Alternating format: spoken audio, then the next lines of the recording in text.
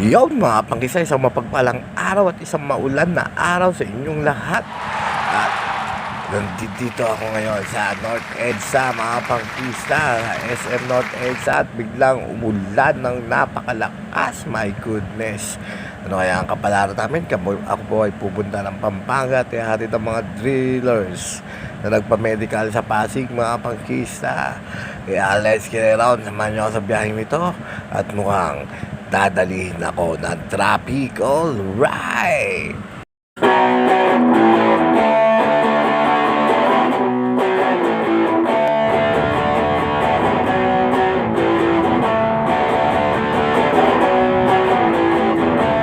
Yun mga pangkista, syempre pagtapos na malakas na ulan, ano ang kapalitan mga pangkista?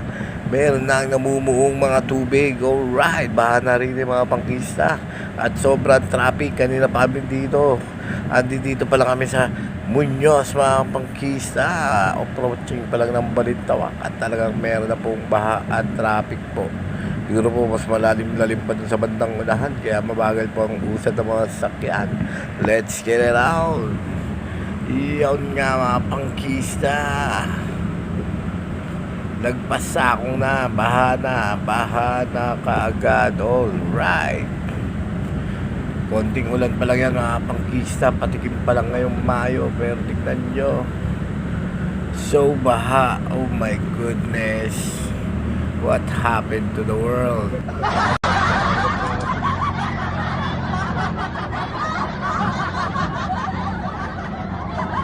Baba pa naman ang baha mga pangkisa, bahit ang bagal at ang traffic. Takot yung mga maliliit na kotse dumaan kasi nga medyo mataas na mga pangkista.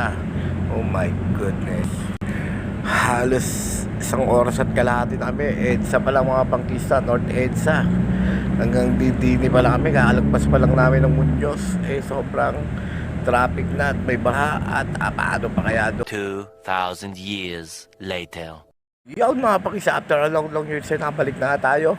At ang tagal ko ng biyahe, na almost 3 hours kami pa Pampanga. At ngayon pabalik namin, saglit lang mga pangkista. 1 hour ko lang tinakbo ang NLEX. At nandito ako sa Balintawak. Grabe mga pangkista, kala ko smooth na lang ang pauwi. Pero no. Wala pa kami sa Muñoz na naman ito mga pangkista. At alam nyo ba sa hinang traffic na yan? Ayan, traffic doon sa may palabas dyan sa Walter Mart. Yun ang gini-stop lagi no, at ang haba ng traffic. Yun mga pangkista, talagang ginabi na nga ako mga pangkista. At approaching na, dito na ako sa Pasig.